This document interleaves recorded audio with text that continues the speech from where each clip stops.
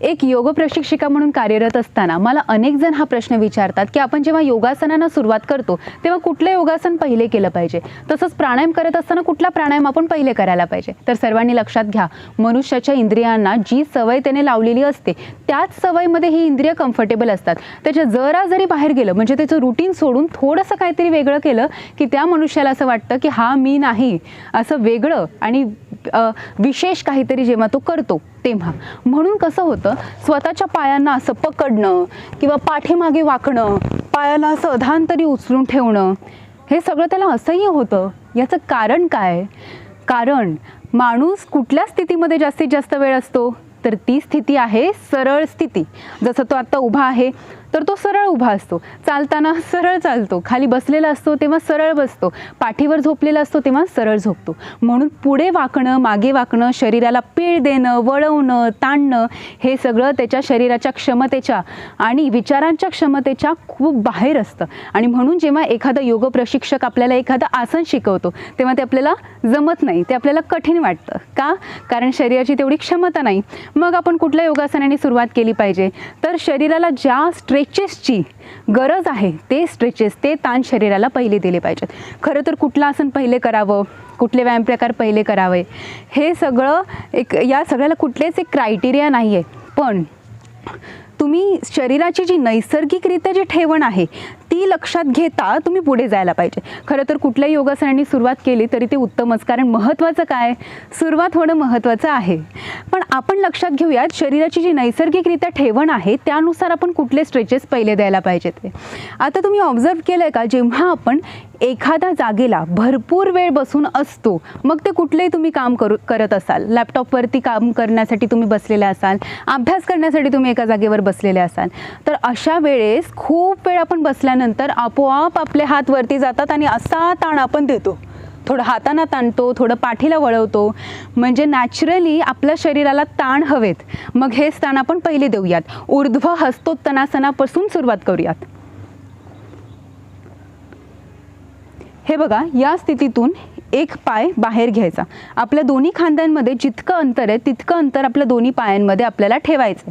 ऊर्ध्व म्हणजे वरच्या दिशेला, हस्त म्हणजे हात, हस्तोत्तानासन म्हणजे हातांना ताणणं. तर इथे हातांना ताणण्यासाठी तुम्ही छान दीर्घ श्वास घ्या, हात वरती घ्या आणि हातांना जास्तीत जास्त ताणा. जेव्हा मी हातांना ताणते ना तेव्हा फक्त माझे हात ताणले जात नाही, इथले मसल्स या मसल्सशी अटॅच आहेत, पाठीचे मसल्स इथल्या कमरेच्या मसल्सशी अटॅच आहेत. मग जेव्हा मी हातांचे मसल्स ताणते तेव्हा ऑटोमॅटिकली माझे चेस्टचे मसल्स, स्टमक मसल म्हणजे ॲबडॉमिनल मसल, कमरेचे मसल्स, हे सगळे वरच्या दिशेने ताणले जातात. मग जरी हे आसन आपल्याला पाठीसाठी आहे असं वाटलं तरी त्याचे बेनिफिट्स बघा किती लांब लांबपर्यंत जातात. पाठीला तर मी थोडंसं वाकवलंच आहे, हातांना ताणलंच आहे, पण त्यासोबत पोटातले आतडे सुद्धा ताणले गेलेत. आणि आतडे ताणल्या गेल्यामुळे डायजेशन इम्प्रूव्ह होतं. कॉन्स्टिपेशनचा त्रास असेल तर आतडे सैल झाल्यामुळे त्यांना एक मुवमेंट मिळाल्यामुळे मळ खाली ढकलला जातो. मग काय काय होतं इथे, तर कंठस्थ ग्रंथींना ताण मिळतोय, स्कॅप्युला चांगला ओपन होतोय, म्हणजे कसं ऑक्सिजन लेवलही शरीरात चांगली येईल, फुफ्फुसं चांगली पसरली जातील आणि हवा चांगली आतमध्ये घेता येईल. तसंच शरीरातले सर्व स्नायू एकाच वेळेस ताणले गेल्यामुळे शरीरातलं रक्ताभिसरण पटापट होऊ लागेल. शरीराला ना एक गती जेव्हा मिळते तेव्हा ओव्हरऑल आपला मूड म्हणा किंवा शरीराची जी स्थिती आहे ती सगळी सुधारते. म्हणजे इतका फरक पडतो की एका जागेला बसलेले असताना आपल्याला आळस येऊ शकतो, कंटाळा येऊ शकतो, पण हे जेव्हा तुम्ही चालता म्हणजे लगेच उठून चालता, लगेच उठून असे काही स्ट्रेचेस करता तेव्हा लगेच मूड चेंज होतो. म्हणजे तुमच्या लक्षात येईल की तुम्ही जे काही काम करत असाल ते कितीही महत्त्वाचं असेल आणि त्याच्यासाठी तुम्हाला किती वेळ एका जागेला बसावं लागत असेल तरी तुम्हाला त्याच्यातून वेळ काढायलाच पाहिजे आणि हे सगळे ताण तुम्ही शरीराला दिलेच पाहिजे. तर हा स्ट्रेच तुम्हाला जमला की इथून तुम्ही पुढे इम्प्रूव्ह करायचं. चंद्र नमस्कार आसन, हे पहा, इथेच मी छातीला आणखीन वरती ताणते, कमरेला पुढे ढकलते, हात ताणते आणि मान मागे सहज सोडून देते. आपली सर्वांची दैनंदिनी बदलली आहे, त्यामुळे पाठीला जी स्ट्रेंथ पाहिजे आणि जशी स्ट्रेंथ पाहिजे ती आत्ता नाही आणि म्हणून पाठी संबंधित आपल्याला अनेक विकार निर्माण होतात. सर्वायकल स्पॉन्डिलोसिस किंवा थोरॅसिक पेन असेल तर बॅक पेन, कंबरदुखी म्हणजे लंबार पेन आणि सायटिका असे अनेक रोग एका फक्त ताठरपणा असल्यामुळे निर्माण होत असतात. तर हा ताठरपणा घालवण्यासाठी आपण हे आसन पाहिलं. आता या पुढचं आसन, दुसरं आसन आपण शिकतोय पदहस्तासन. पाय जोडायचे आणि असं खाली जायचं.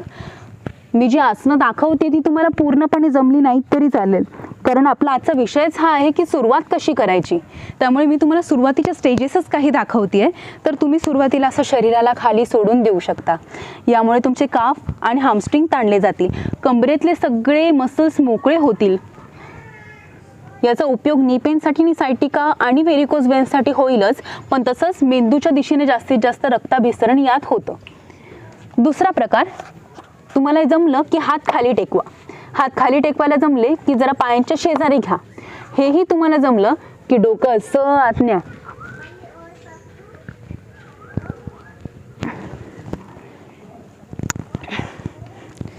आता एक मी पुढचा स्ट्रेच दाखवते. जेव्हा हा स्ट्रेच आपण बसून करतो तेव्हा ते होतं योग मुद्रासन, आणि तो स्ट्रेच आता आपण उभं राहून करतोय. दोन्ही हातांची बोटं ती मागे अशी इंटरलॉक करायची. अशी ही इंटरलॉक केली, हात सरळ ठेवायचे, एक दीर्घ श्वास घ्यायचा आणि श्वास सोडताना खाली वाकायचं. आता हात सुरुवातीला एवढे जरी पुढे नाही गेले तरी चालतील, जेवढे जमतील तेवढे न्या, पण इतकं बरं वाटतं या स्ट्रेचमध्ये. आपले हात खालीच असतात, असेच आपण असतो. त्यामुळे जेव्हा हात वरती जातात तेव्हा इथले सगळे स्नायू ताणले जातात. आणि तुम्हाला माहिती आहे, जेव्हा इथे मसाज केला जातो तेव्हा आपल्याला किती रिलॅक्स वाटतं. तर हा एक पॉईंट आहे मसाजचा. आणि तसंच जेव्हा आपण या भागाला ताण देतो किंवा अशी आसनं करतो ज्यामध्ये यांना ताण मिळेल, तेव्हा आपल्याला बरं वाटतं आणि तोच मसाज इफेक्ट मिळतो. त्यामुळे स्ट्रेस रिलीफ करण्यासाठी आपल्याला हे आसन खूप महत्त्वाचं ठरतं. चला आता पुढचं आसन आपण पाहूया, शशांक आसन. वज्रासनात बसून दोन्ही पायांमध्ये अंतर घ्यायचं, दीर्घ श्वास घ्यायचा आणि श्वास सोडून हातांना समोरच्या दिशेने ताणायचं.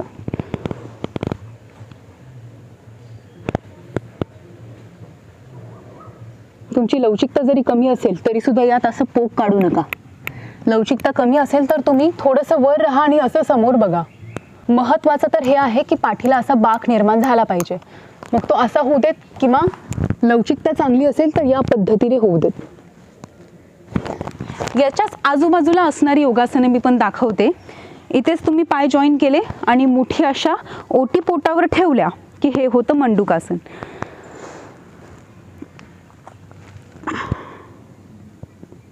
मंडूकासन हे पिरियड्सचा त्रास असणाऱ्यांकरिता, प्रोस्टेटचा त्रास असणाऱ्यांकरिता आणि डायजेशन संबंधित त्रास असणाऱ्यांकरिता खूप महत्त्वाचं आसन आहे. त्यामुळे तुम्हाला नी पेन जरी असेल तरी शशांकासन, मंडूकासन तुम्हाला खालीच बसून केलं पाहिजे असं नाही आहे. सोफ्यावर किंवा चेअरवर बसा आणि मग खाली वागताना तुम्ही फक्त मुठी इथे ओटीपोटावरती ठेवा. ठीक आहे. आता आपण पुढचं आसन पाहूया, भुजंगासन. भुजंगासनात दोन्ही पाय पहिले जवळ आणायचेत. हे आसन सर्वांना जमण्यासारखं आहे.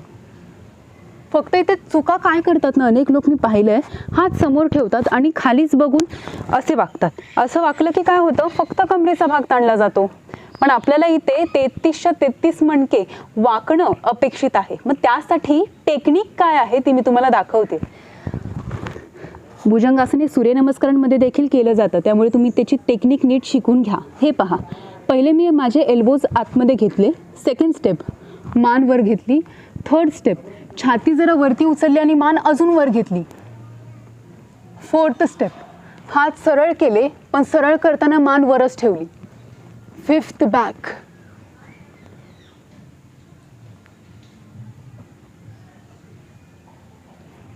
पाठ एवढी लवचिक नसेल तर हात पुढे ठेवा, पण टेक्निक सेम ठेवा.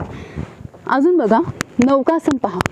हात समोर, पाय सरळ आणि वर. हे आसन करता येईल. तुम्हाला इथे एकपाद शलभासन करता येईल. दोन्ही पायाने करता येईल.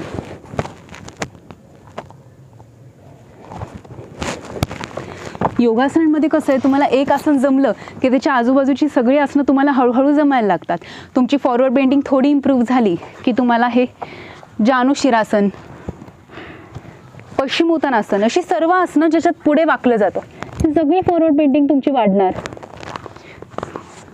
आता आपण कंधरासन पाहतोय. खूप सोपं आसन आहे हे.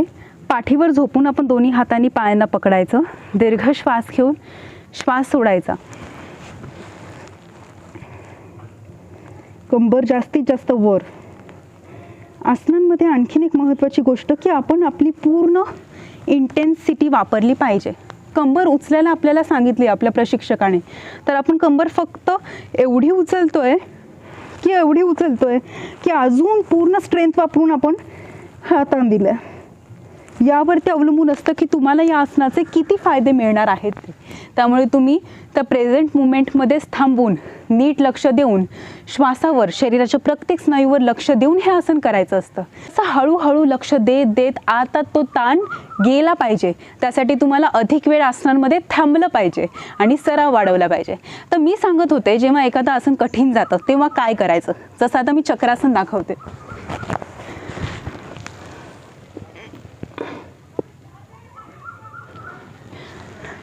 हे आसन जमवण्यासाठी तुम्हाला काय करावं लागेल.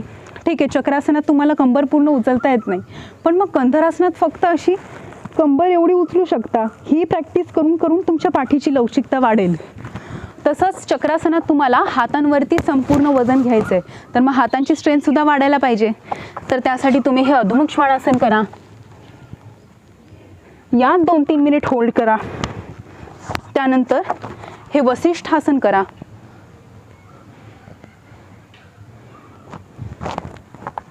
हे नकरासन करा, प्लँक पोझिशन. याने काय होईल, तुमच्या हातांची स्ट्रेंथ वाढेल. तर अशी अवघड आसनं तुम्ही सोप्या पद्धतीने करू शकता. सोपे प्रकार सगळे शिकून घ्या, हळूहळू सराव वाढवा. त्यामुळे तुम्ही योगासनांची सुरुवात करा, तुमचा सराव वाढवा. धन्यवाद.